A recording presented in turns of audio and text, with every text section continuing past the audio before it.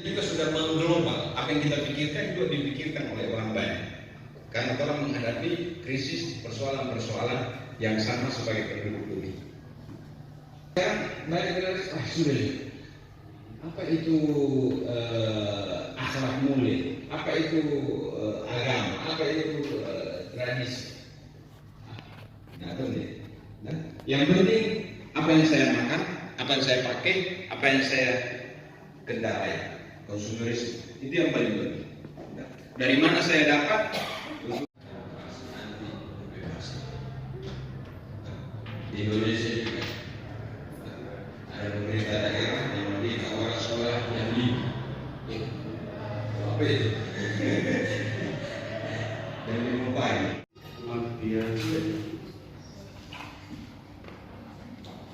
Teman-teman pengawas madrasah dan pengawas PAI, puji syukur alhamdulillah pada hari ini Allah masih sayang sama kita semua.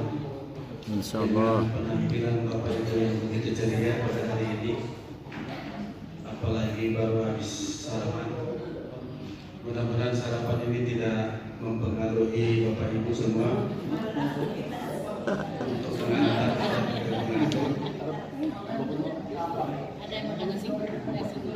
Bapak Ibu yang saya hormati. Untuk hari ini sebelum Pak Doktor akan membawakan materi tentang penguatan pengawas dengan berbagai pengalaman dari Pak Doktor ini, insya Allah bisa bermanfaat buat Bapak Ibu. Jadi kami perkenalkan dulu, nama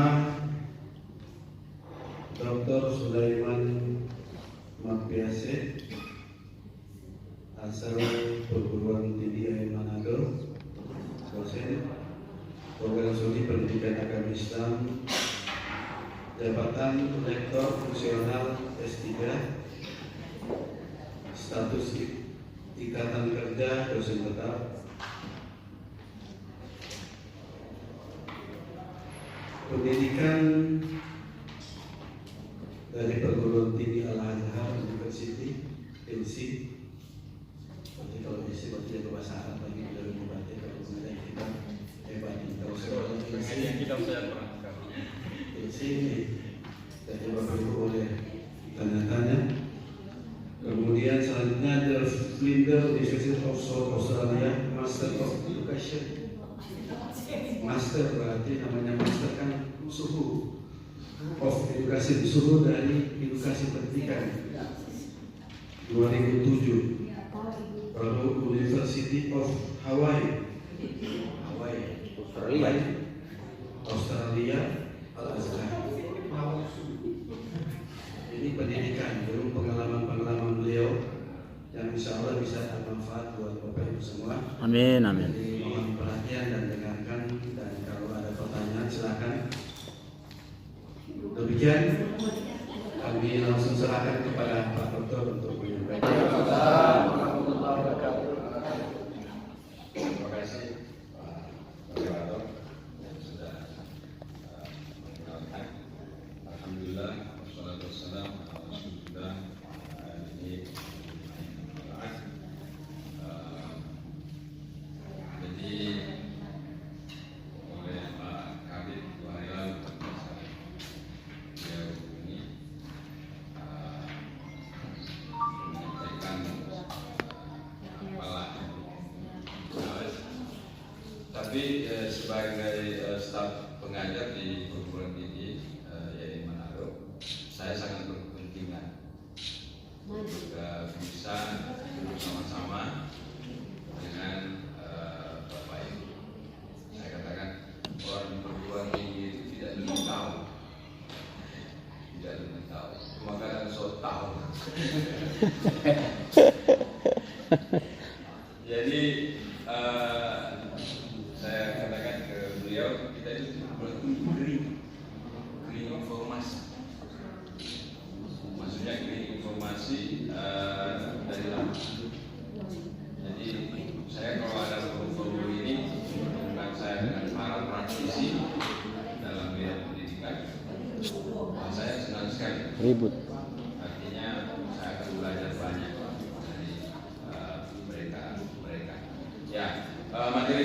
seperti undangan yang disampaikan ke saya, arah penguatan pengawasan. Jadi hanya menguatkan saja. Hanya menguatkan. Bak kuat. Yes. Kalau kuat bagus, tapi sedih katakan ahli ini. Oh, nanti itu dia. Itu dia. Ya. Biasanya kalau orang penuh ketidakpastian, gagal. Yang kuat jadi loyo, kuat jadi lemah. Nah, ini yang perlu kita bicarakan sama-sama. So ada persaingan, kompetisi, so ada kekacauan, ketidakpastian. Kalau dulu trompet hidup, trompet buat dulu sederhana, penuh kepastian. Lambat tapi pasti. Kalau sekarang cepat tapi tidak pasti. Nah ini yang harus kita sama-sama bicarakan. Bagaimana untuk survive bisa bertahan dalam ketidakpastian. Dulu saya pernah diajar oleh dosen saya tentang perubahan. Ketidakpastian itu karena terlalu banyak perubahan. Orang sulit tahu ini besok mau apa ini, ya kan? Pasti orang yang sebagai guru, saya juga sebagai dosen, terus terang bingung saya. Untuk saya pernah belajar tasawuf, pasar baru terjadi. Jadi, dulu saya pernah diajar tentang perubahan. Katanya kalau kita berada dalam suasana yang sebuah perubahan, itu ada pilihan ikut berubah atau musnah. Orang Inggris bilang change or perish. Change or perish. Perish itu ya Tindis ya? Kandas. Kalah, kandas. Nah biasa orang berpermasalahan takut sama perubahan karena orang so nyaman dengan zona. Jadi sering kita dengar, dulu kita begini, sudah yo ambil yang dulu, tak usah berubah, terpakai saja. Nah ini bahaya kalau kita punya pemikiran seperti itu. Artinya saat kita berpikiran menolak perubahan dan mensucikan, mengagung-agungkan yang dulu. Sebenarnya kalau berpikir, aduh, ini berubah lagi. Artinya tuh harus baca lagi, harus belajar lagi. Sudah yang dulu yang kemarin. Jadi zona nyaman itu enak tapi Tertinggal. meninamukan ya. Habis orang. Ini bertahan dengan zona nyaman. Nah, saat kita mau berubah, ada namanya proses letting go. Orang lepas itu yang lalu-lalu yang sampai zona nyaman, lalu bergerak masuk ke proses zona baru sebagai bentuk perubahan yang baru. Dan memang kemajuan tidak bisa dilalui, tidak bisa diwujudkan tanpa ada perubahan. Jadi kemajuan itu identik dengan perubahan. Tidak ada perubahan, tidak ada kemajuan. Tidak ada kemajuan, no money. Tidak maju, tidak ada uang. Mungkin seperti itu, sederhana. Baik. Nah, biasanya kalau pertemuan-pertemuan begini, setahu saya, kita selalu bicara soal nomenklatur, undang-undang, dan seterusnya. Itu Bapak lebih tahu lah, tentang itu pengawasan dan seterusnya. Saya hanya ingin menyampaikan di sini yang sifatnya perspektif latar belakang. Dalam pendidikan secara umum, ini yang perlu diperhatikan. Perubahan sekarang. Ada krisis kemanusiaan.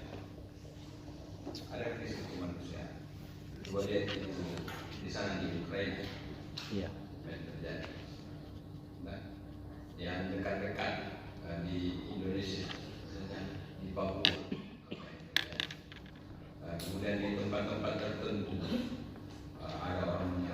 ibadah, ada orang yang menyerang, orang sedang beribadah, ada orang kelaparan, ada orang terbengkalai.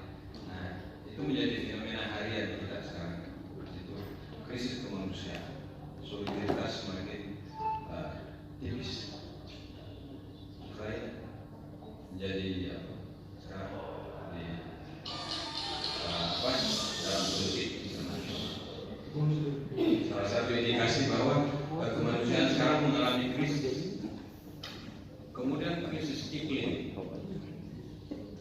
Nah, ini 3 tahun terakhir hujan terus. Hujan terus, apa namanya? La Nina atau La Nina? La Nina. Fenomena La Nina ya? La Nina. Kalau hujan, lawannya El Nino. Nah, ini sekarang kita diwanti-wanti 3 tahun berikut, awas, nggak ada hujan. Ini dulu orang-orang tua kita dulu punya prediksi waktu kapan bertani, kapan mulai bercocok tanam, itu sangat tertib. Sekarang rumusan-rumusan itu sudah laku lagi. Tidak ada ceritanya di masa iklim masih stabil, hujan terus 3 tahun. Tapi sekarang sudah solusi. Dan itu masalah kita bersama, bukan masalah orang Manado, tapi masalah semua orang. Jadi ini perlu dipikirkan. Sekarang semakin banyak orang tinggi sekolah, semakin banyak miskin. Apa ini? Bukankah pendidikan adalah salah satu cara untuk mengentaskan kemiskinan atau menghindari kemiskinan? Tapi faktanya sekarang semakin banyak sarjana, semakin banyak pengangguran, semakin banyak pengangguran, semakin banyak kemiskinan. Jadi bangga dengan proses demokratisasi yang terjadi di mana-mana, termasuk di Indonesia. Saya masih merasakan masa Soeharto misalnya. Saya waktu itu SMA, pasti sekali. Sementara menonton asik-asik, apa itu? Kalau hari Minggu, yang musik, musik remajanya alumni. Oh, tiba-tiba Soeharto datang, Budiono datang, Harmoko. Terus banyak kejadian-kejadian belum apa-apa sudah ditangkap dan seterusnya. Lalu kita masuk ke alam demokrasi. Nah sekarang kecenderungan global itu arus balik, kembali lagi ke konservatis. Nah, dalam laporan terakhir lembaga internasional dan di 8 miliar penduduk manusia sekarang, 5,7 M hidup di bawah sistem politik otoriter, tidak ada kebebasan. Nah, tidak ada kebebasan. Menurut mereka itu kembali ke masa 1986. Jadi kondisi politik kita, kualitas demokrasi kita itu kembali regres, kembali ke 1986 kualitasnya. 1986 itu luar biasa. Dan yang menjadi korban anak-anak kita di sekolah-sekolah. Jadi ini juga perlu mendapat perhatian serius kita sebagai bagian dari pelaksanaan pendidikan. Dan bonusnya macam-macam. Yang lebih celaka lagi, karena kita sebagai pendidik sudah terjebak modus perdagangan anak, perdagangan orang, tapi belum sadar bahwa itu suatu perdagangan. Nah ini yang perlu kita sadari. Korupsi menjadi masalah, apalagi akhir-akhir ini ya. Kemarin Mahfud MD mengumumkan berapa itu? 300 triliun. Sadis itu. Transaksi mencurigakan di bea cukai. Saya punya teman di Padang, bilang gara-gara satu orang ini kita semua bertanya. Mau tanya orang marah-marah kita, gara-gara Sambodo. Jadi ini gunung es, Pantas orang ini susah sekali sejahtera. Banyak dana publik yang dinikmati oleh kelompok tertentu. Sementara orang kasih cuma salah tulis berapa ribu, apa?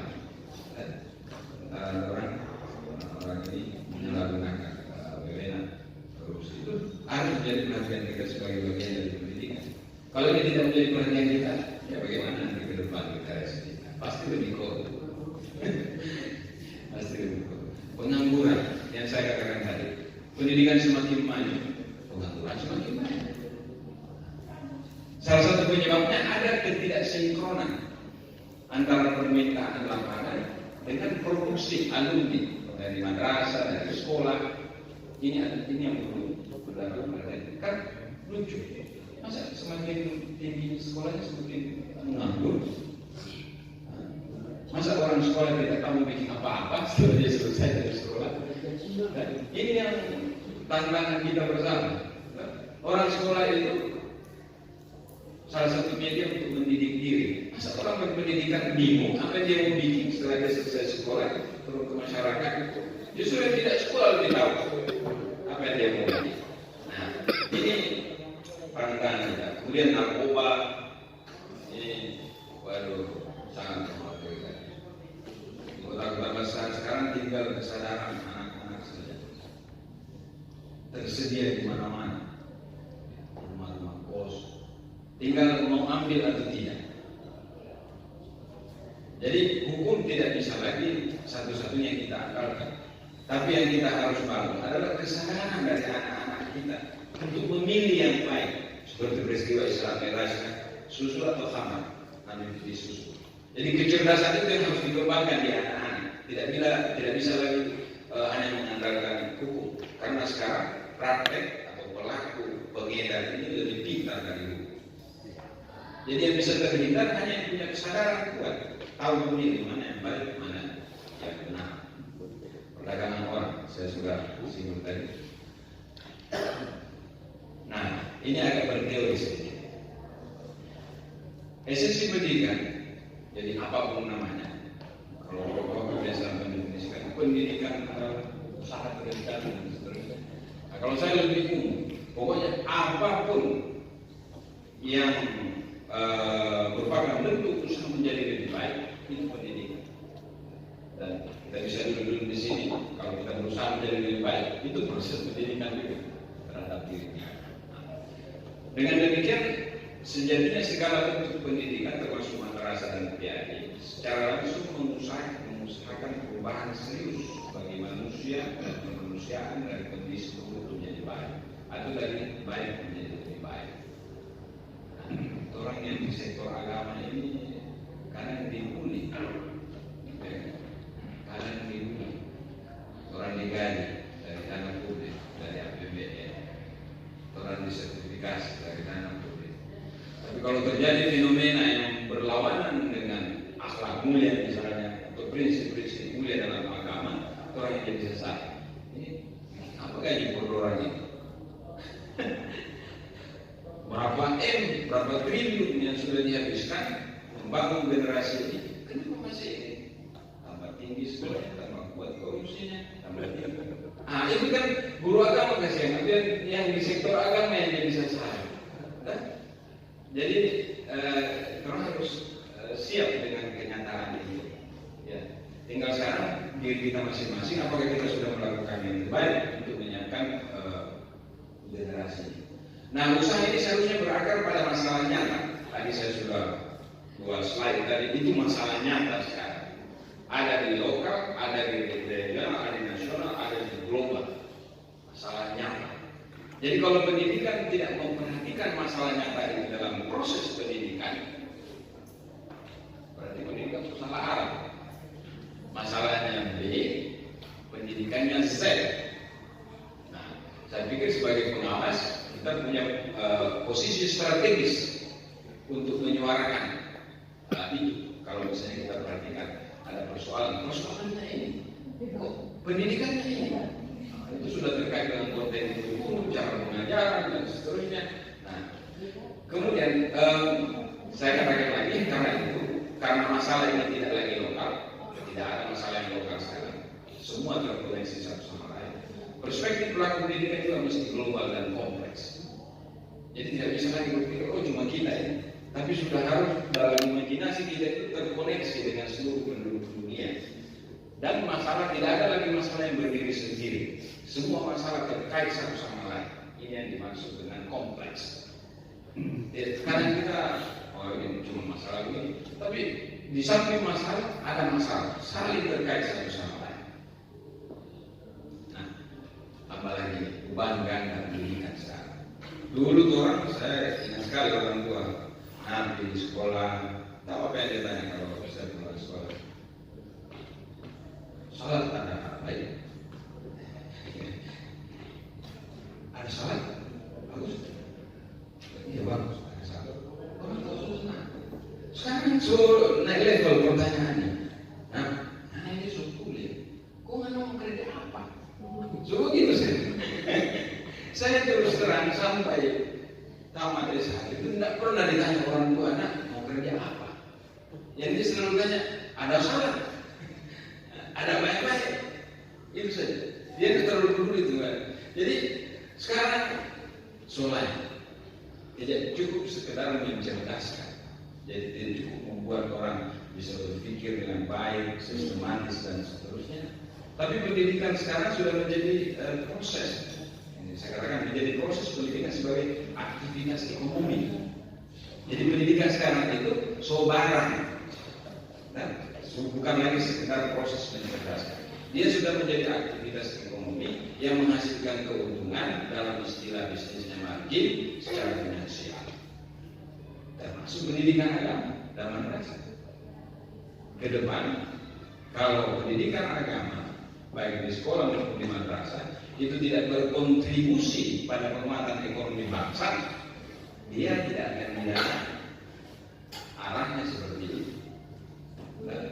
Jadi segala rupiah yang dikeluarkan itu dihitung apa imbasnya secara ekonomi ada. Di ekonomi itu kan butuh orang yang taat, berintegritas, bertanggung jawab, berakhlak mulia. Tidak ada perusahaan yang mempekerjakan orang yang amburadul, tidak punya akhlak mulia, tidak punya integritas, tidak punya sopan santun, tidak. Dan semuanya ini kan hal-hal yang bisa dikuatkan lewat pendidikan agama. Nah, pendidikan agama gagal melahirkan soft skill seperti itu di kalangan generasi kita, maka pendidikan agama akan terus dipertanyakan urgensinya. Ada bisik-bisik sana, kenapa partai ini semua menghapus pendidikan agama? Itu bukan lip service, memang ada orang yang berpikir begitu. Karena dia lihat, wah, kenapa terus sekolah lebih banyak? Tidak ada sini. Terus merekrut tenaga kerja. Katanya diajar oleh ustaz ini, diajar oleh kiai ini. Tapi etika kerjanya malas, tidak bertanggung jawab, tidak profesional. Wah, sudah cukup. Nah, misalnya ada negara-negara yang tidak ada pendidikan agama, tapi hebat, kompetensinya hebat, integritasnya hebat. Nah, itu yang kurang kami. Nah, bagus kalau dia, jadi itu tantangan-tantangan yang real di depan kita di masa mendatang. Karena pendidikan sekarang sudah seperti itu, dia punya beban ganda. Nah, saya katakan di sini, mau tidak mau harus masuk ke dalam layanan kompetisi, di mana mereka harus siap untuk dibanding-bandingkan berdasarkan berbagai indikator ekonomi. Sekarang akreditasi sekolah, madrasah, perguruan tinggi, semua dibanding-bandingkan. Dan aspek perbandingan itu berhubungan langsung dengan indikator-indikator ekonomi yang punya konsekuensi finansial. Jadi apapun yang kita lakukan, termasuk pendidikan agama, harus secara langsung menopang produktivitas ekonomi bangsa ini. Kalau tidak, yang bagi-bagi duit di pusat itu mempertimbangkan sudah bagus banyak ini hasil kuat. Jangan-jangan tinggal karena doran demo besar-besaran, dorannya hapus, harga kurangi. Nah ini perlu disadari. Karena itu kompetensi sekarang, kompetensi teknis menjadi sangat penting. Kompetensi intelektual tidak penting, tapi tidak terlalu penting lagi dalam perspektif ekonomi pendidikan sekarang. Berbarengan dengan itu semakin lebar kesenjangan antara akuntabilitas dan otoritas. Ini penting. Pak. Silakan. Ya, terima kasih Pak. Barangkali ini sambung hati. Ada hal yang barangkali perlu kita bicarakan pada hal-hal yang paling mendasar tentang kepengawasan, penguatan pengawas. Kalau diartikan penguatan, kuat itu lawannya lemah. Ya. Kuat itu lawannya lemah. Sehingga hari ini kalau dalam kaidah bahasa Arab ditaukid, ya perlu dikuatkan. Tapi kalau berbicara penguatan, semestinya kita tidak harus tahu tentang lemah. Bagaimana mungkin kita mau kuatkan kalau lemahnya pengawas itu tidak dibicarakan? Sehingga sangat bagus sekali kalau di dalam rapat koordinasi itu membicarakan tentang kelemahan pengawas madrasah dan PAI. Itu jauh lebih bermanfaat, karena di dalam, mohon maaf, dalam ilmu metodologi antara lemah dan kuat itu di situ ada masalah. Ya, masalah itu artinya ketidaksesuaian antara harapan dan kenyataan. Harapannya seperti apa, tapi kenyataan di lapangan beda. Ya, katakanlah regulasi itu sudah disusun sedemikian bagusnya, tapi kondisi di lapangan itu ternyata tidak pas-pas aman. Sehingga kalau kita berbicara tentang kelemahan itu, maka kita akan berbicara tentang rekomendasi pengawas. Ini sebenarnya yang paling disenangi dan disukai oleh seluruh pengawas. Mari kita bicara tentang kelemahan, sehingga berdasarkan kelemahan itu maka akan ditemukan apa yang perlu kita kuatkan. Ya. Sehingga ada pembicaraan curhat di kalangan pengawas.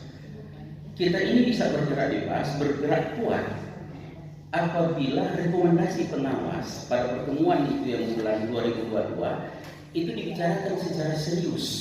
Ya, dibicarakan serius.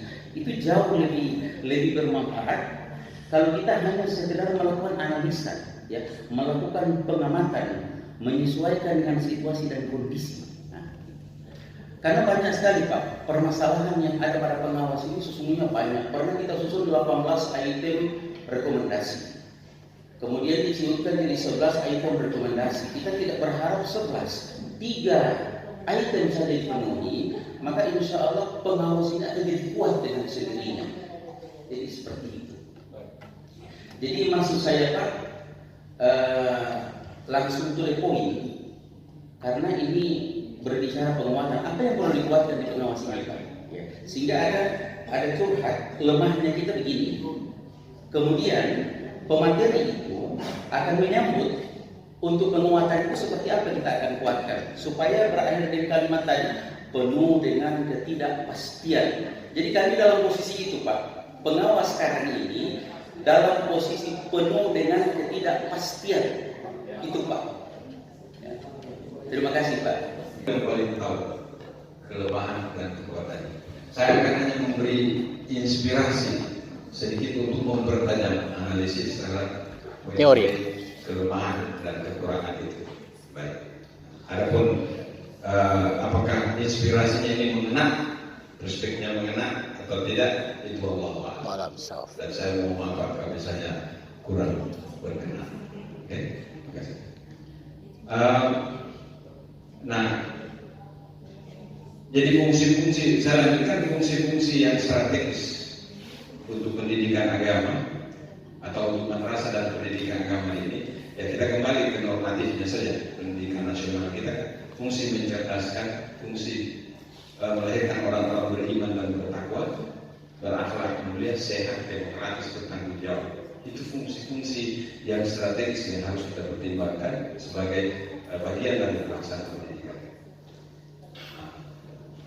Ini kalau sesuai secara normatifnya, nomenklatur pengawas di Indonesia itu atau pengawas madrasah punya tugasnya pengawasan akademik, manajerial. Menurut saya ada yang kurang. Nah, ada yang kurang. Itu yang secara nomenklatur dalam biaya makan dua tugas kan, betul? Iya. Akademik, manajerial. Ada satu menurut saya, ada fungsi politik yang harus juga dimainkan oleh pengawas. Karena pengawas itu harus berkoordinasi, berinteraksi dengan banyak sekali pihak.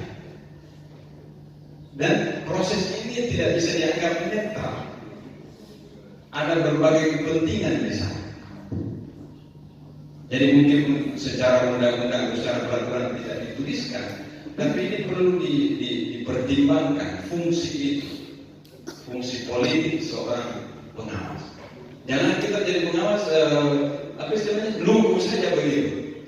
Jadi harus juga punya analisis politik antar para pihak yang terlibat dalam pekerjaan kita itu, yang kita anggap semuanya selesai, tapi ada di sana proses-proses politik yang harus dipertimbangkan.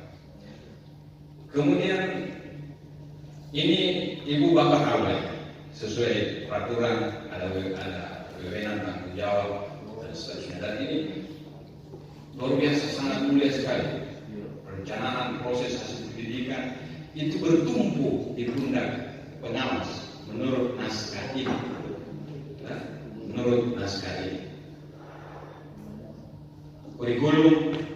Nah, kurikulum kita secara nasional yang menjadi acuan kita bersama dalam melakukan pengawasan merujuk ke belakang. Bagi saya, pengawas yang ideal sekarang itu tidak bisa lagi seperti dulu-dulu. Nah, saya katakan kata pengawas saja itu rasanya kurang pas. Meski saya tidak mengatakan itu salah.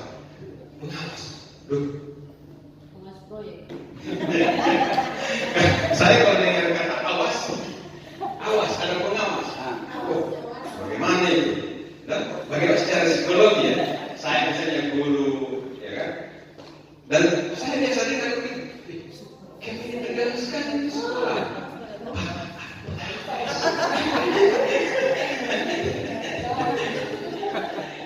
Saya kira itu tidak bisa dipertahankan situasi seperti itu, karena menghambat fungsi yang tadi itu yang banyak sekali, menghambat. Jadi pengawas sekarang harus berwawasan luas. Ya sudah tahu semua itu, tawadu, ya, tawadu, rendah hati, tidak arogan. Guru-guru juga harus tawadu. Orang kan yang mengajarkan kita tawadu. Nah ini kunci artinya kompetensi kepribadian lah yang perlu mendapat pengajaran. Kemudian memahami realitas yang seperti apa tidak mudah jadi pengawas. Realitas kita sekarang saya sudah kasih gambaran tadi, memahami realitas yang serba kompetitif. Orang sedang bersaing, dan kalau sedang bersaing harus cepat. Ada cerita saya dengar ada kepala kantor yang mengeluh, susah ini pengawas. Cari di kantornya ada, cari di sekolahnya ada. Mana dulu?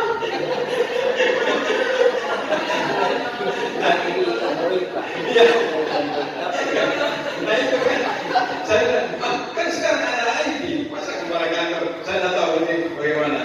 Ini kan salah satu perkara di lapangan kan. Saya mau maaf, ini redaksi saya agak menyudutkan pengawas, saya bukan maksudnya itu. Bukan maksudnya itu. Saya berpihak kepada pengawas.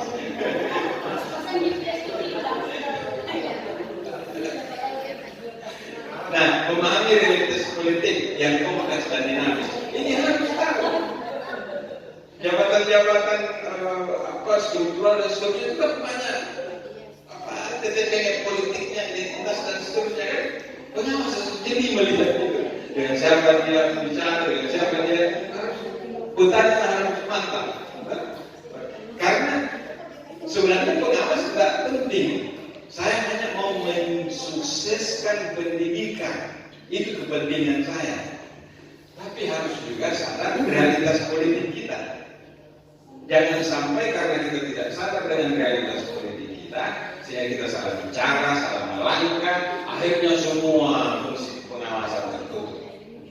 Karena pengawas tidak bisa berdiri sendiri. Saya maksudnya pengawas itu seperti broker dia. Broker bicara ini, bicara itu. Kalau aku dapat dua pihak yang tidak mau berbicara, bagaimana menjadi pengawas? Nah, jadi tidak bisa pengawas. Misalnya dia lihat dua pihak tidak bisa berbicara, lalu dia mundur sudah. Kita tidak usah menjalankan fungsi pengawasan. Orang tua yang bos, pengeranya kok masuk. Wah, itu akan terhambat. Jadi bahasa saya di sini pengawas yang ideal memainkan peran sebagai mentor, jadi penasehat, konsultan, pendamping, penasehat, motivator, bahkan inspirator. Jadi inspirator bagi pelaku pendidikan untuk melakukan inovasi di madrasah dan di sekolah. Nah, rasionalitas madrasah, kenapa pengawas ini saya katakan? Masyarakat menuntut kualitas. Masyarakat menanti kepastian. Masyarakat ini serba tidak pasti. Orang menuntut kualitas. Kualitas itu harus berbasis kepastian. Tidak sulit untuk mewujudkan kualitas kalau tidak ada kepastian. Nah, bagaimana ya? Nah, penanaman nilai-nilai agama secara tertentu dalam dimensi kehidupan sehari-hari menjadi harapan terbesar masyarakat kita, khususnya orang tua. Nah, karena itu sangat penting bagi pengawas untuk memperhatikan harapan ini. Dengan demikian madrasah, kalau Anda PAI dan madrasah kehilangan masa depan. Nah, ini peluang kita sekarang sebagai pengawas. Sebenarnya kalau ini dimanfaatkan, mantap. Tadi banyak sekali tugas, wewenang dan seterusnya, banyak sekali. Dan seakan-akan kalau kita baca di ini peraturan, kalau pengawas beres, pendidikan beres. Kalau kita baca itu daftar wewenang. Nah, sekarang ada kurikulum merdeka. Kan? Kalau di Kemendikbud kan orang ada guru penggerak. Di Kemenak ada? Nggak ada. Madrasah. Saya sebenarnya pengawas itu seperti guru penggerak. Seharusnya. Jadi saya bertanya-tanya, sebenarnya so ada kuat ini, tinggal mau diberdayakan. Bikin apa lagi? Mengeluarkan dana banyak untuk program guru penggerak, sementara momentum pendidikan kita sudah ada, seharusnya momentum fungsi itu kan mendrive orang, mendorong orang, para pihak yang terlibat dalam pendidikan untuk mensukseskan pendidikan. Itu pengawas. Nah, lalu sekarang bagaimana? Sekarang ada guru penggerak di Kemendikbud. Bagaimana itu pengawas di sekolah? Bagaimana fungsi? Bahasa Dina. Mungkin kita juga di sini minta maaf ya saya. Iya, silakan. Kita mungkin terlalu naif kalau kita mengatakan nggak perlu ada guru penggerak. Kok sudah ada pengawas penggerak? Kita lihat dulu fungsi dan tugas masing-masing. Guru itu tugasnya apa? Pengawas itu tugasnya apa? Itu yang harus kita, kalau kita mau katakan, kok nggak perlu ada guru? Kan sudah ada pengawas, tapi kan ingat Pak, pengawas itu bersentuhan dengan guru. Tetapi guru yang justru yang menjadi penggerak di sekolah itu adalah guru, bukan pengawas. Karena yang bertanggung jawab sepenuhnya terhadap pembelajaran yang ada di sekolah tersebut adalah guru tersebut, bukan pengawas. Ya, pengawas sekedar memberikan. Ya, tidak pengawas tidak bersentuhan dengan siswa. Sehingga kalau kita kembali ke persoalan kurikulum, maka yang melaksanakan kurikulum itu adalah guru tersebut untuk diterapkan ke anak didiknya. Pengawas menerapkan kurikulum itu dan diterapkan kepada guru. Jadi kalau dibilang ada pengawas, ingat Pak, ruang lingkup pengawas itu besar. Pengawas bukan hanya mau mengawasi hanya satu orang guru, tetapi banyak orang guru. Itu yang pertama. Yang kedua, saya tidak setuju kalau Bapak katakan tadi bahwa pengawas harus ada kompetensi politik. Sebenarnya Pak, tugas dan fungsi pengawas itu bukan hanya sekedar melaksanakan supervisi akademik dan manajerial. Tetapi ada fungsi satu juga, Pak. Fungsi sosial. Fungsi sosial itulah Sosial itu di politik. mana pengawas bisa berkomunikasi dengan beberapa aspek yang ada, baik berhubungan dengan tentang persoalan pendidikan, bisa juga bersentuhan dengan persoalan politik. Sebenarnya sudah ada, Pak, bukan tidak ada, bukan tidak harus perlu. Cuma kalau kita mau ditambahkan tugas politik itu mungkin terlalu mau dibilang pengawas. Tapi sudah ada, Pak, ada kompetensi sosial pengawas itu sendiri, sehingga kalau mau dibilang mau ditambah kan memang sudah ada. Pengawas itu berkomunikasi dengan semua stakeholder yang ada, baik persoalan pendidikan dan persoalan yang lainnya. Itu mungkin Pak, mungkin ini cuma sekedar kami mau selain cuma pemikiran kami, dan mungkin kita saya nggak mau perlu, cuma saya katakan kita bahwa bahasanya guru penggerak itu sangat dibutuhkan karena mereka sendirilah yang bersentuhan langsung dengan persoalan pendidikan. Mereka bersentuhan langsung dengan anak siswa mereka dan didik mereka yang akan menjalankan kurikulum itu. Kalau pengawas itu terbatas, Pak. Karena pengawas bukan hanya satu orang guru yang akan diawasi, tapi semua. Justru pengawas itu adalah mungkin guru, tetapi yang menjadi penggerak di sekolah itu adalah guru, bukan pengawas. Makasih. Ya. Soal perspektif. Jadi apa yang saya sampaikan jangan diterima sebagai sebuah keharusan. Soal perspektif. Untuk menyampaikan kepada pemilu bahwa ada orang yang berpikir begini. Ada orang yang berpikir begini. Ada orang yang berpikir lain. Itu biasa. Terima kasih banyak. Jadi itu hasil renungan saya ke wewenang pengawas ini.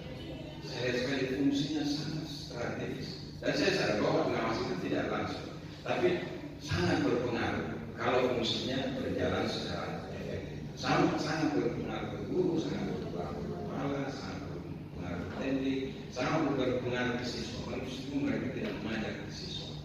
Jadi kalau di IT dia seperti terlibat dalam memprogram balik layar. Bahaya. Dia kalau di film dia sutradara. Pemain filmnya macam-macam lah di situ kan, dia yang main, tapi tidak kelihatan. Tapi hasil kerjanya kelihatan. Ya kan? Nah kalau kan sudah tahu harapan masyarakat apa, harapan pemerintah apa, harapan lembaga apa. Nah kalau harapan itu tidak pernah kan kelihatan di depan. Baik. Kemudian sekarang ada penilaian kinerja ASN-nya itu momen juga karena menjadi lebih fleksibel, menjadi lebih fleksibel. Saya kira pengawas bisa memainkan peran penting di situ. Sekarang orang lingkungan merumuskan misalnya capaian kinerja organisasi. Kalau madrasah berarti madrasah, capaian kinerjanya. Dan sebagai yang saya katakan, menurut keyakinan saya, kalau capaian-capaian itu tidak merujuk pada persoalan-persoalan global yang kita harus hadapi sebagai manusia, maka akan seperti dulu saja. Gerak kita normatif, tidak ada inovasi di sana, yang imbasnya tidak terasa secara real ke masyarakat yang membutuhkan peran kita. Karena itu, kemudian kita dalam Kemenak ada nilai budaya, kurang habis tes kemarin ini, saya dapat rendah. Bapak Ibu dapat berapa? Dapat rendah. IMB ya. Lagi-lagi, Pak. Kalau tes dua kira-kira lebih baik. Moderasi. Nah itu juga peluang. Karena terus terang nilai-nilai kerja ini merupakan adaptasi dari nilai-nilai korporasi yang sedang dikembangkan di dunia global sekarang ini. Nah di sini saya bilang sekarang itu bekerja harus adaptif, harus solusif, responsif, harus berusaha memimpin perubahan, harus inovatif. Nah saya pikir nilai-nilai ini juga ini menjadi nilai-nilai yang perlu dipertimbangkan oleh siapapun yang bekerja dalam sektor kependidikan. termasuk pengawasan. Nah, sebagai kesimpulan, madrasah memiliki peluang peranan yang sangat besar. Kita tahu semuanya. Bahkan sekarang di beberapa kota karena madrasah, khususnya madrasah negeri terbatas, itu siswanya 2.000, 1.500, terus banyak yang antri, banyak yang tolak. Itu kan menandakan harapan yang besar dari masyarakat, harapan yang besar dari masyarakat. Tapi tanpa perubahan fundamental dalam pola pikir, perilaku, budaya kerja, peluang itu akan terlewatkan. Artinya, yang memiliki harapan akan kecewa. Akibatnya berlanjut dukungan masyarakat pada madrasah yang sedikit dapat menjadi taruhan masa-masa mendatang. Saya tidak menakut-nakuti atau apa, tapi dalam rumusan sosial saya seperti itu. Kalau orang berharap sangat banyak, lalu harapannya itu indikatornya jelas, lalu kita sebagai pelaksana untuk mewujudkan harapan itu tidak terwujud, ya otomatis logikanya mereka akan kecewa lalu tidak menggunakan lagi layanan kita. Karena itu peran pengawasan madrasah dan PAI sangat penting untuk diarahkan menjadi katalis lokomotif penggerak perubahan madrasah PAI ke arah yang lebih baik di era yang serba tidak pasti dan penuh perubahan ini. Nah, peran itu mesti dilakukan dalam kerangka kolaboratif. Ini yang penting, kolaboratif. Ini di mana-mana masalah kita. Orang sulit bekerja sama. Dan kalau ini kerjasama ini tidak dijadikan nilai fundamental dalam kerja-kerja pengawasan, pasti kerja-kerja pengawasan itu tidak akan maksimal. Tidak akan maksimal. Jadi tidak mungkin pengawas itu bekerja sendiri. Jadi harus punya nilai kolaborasi dengan kepala madrasahnya, kepala sekolah, guru, pendidik, pejabat terkait. Nah, itu yang saya maksudkan tadi. Kalau Bapak bahasakan tadi dengan fungsi sosial, saya bahasakan dengan fungsi politik. Kalau nggak fungsi sosial politik. Nah, yang secara ini tidak tertulis dalam nomenklatur atau peraturan, tapi fungsi itu mestinya ada dalam pikiran kita sebagai pengawas. Saya katakan di sini pengawas adalah agen penghubung.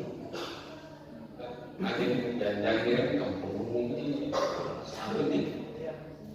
Sekarang tidak ada pekerjaan yang bisa terwujud kalau tidak ada agen yang menghubungkan itu. Sekarang networking, era networking, tidak bisa lagi orang bekerja sendiri-sendiri. Sebelum masuk di sini saya bicara dengan kawan, dengan moderator, saya bilang, oh itu harus kerjasama dengan ini dan itu. Saya bilang iya. Dan dalam kerjasama itu posisi equal, tidak ada yang lebih, tidak ada yang lebih pintar, tidak ada yang lebih ini, harus equal. Semua punya peran masing-masing. Jadi tidak bisa lagi kita misalnya yang lebih orang itu mengatakan, oh kita lebih tahu dari orang, tidak bisa. Atau guru merasa secara psikologis, oh orang lebih kamu, nah, itu tidak berlaku lagi sekarang. Itu tidak berlaku sekarang. Sekarang yang terpenting dan orang-orang sukses menggerakkan apapun, dia harus memastikan bahwa kolaborasi, networking, jejaring berjalan. Dan dalam jejaring itu semua punya peran secara fungsional. Tidak ada yang lebih, tidak ada yang kurang. Tapi saling membutuhkan satu sama lain. Dan saya yakin kalau logika itu atau prinsip itu tidak dijalankan, apalagi tidak diyakini dalam kerja-kerja pengawasan, saya tidak optimis bahwa kita akan membawa perubahan yang lebih baik. Nah, dalam kerja-kerja pengawasan ya tentu harus bekerjasama dengan perguruan tinggi, peneliti, pengambil kebijakan, komite, dewan pendidikan.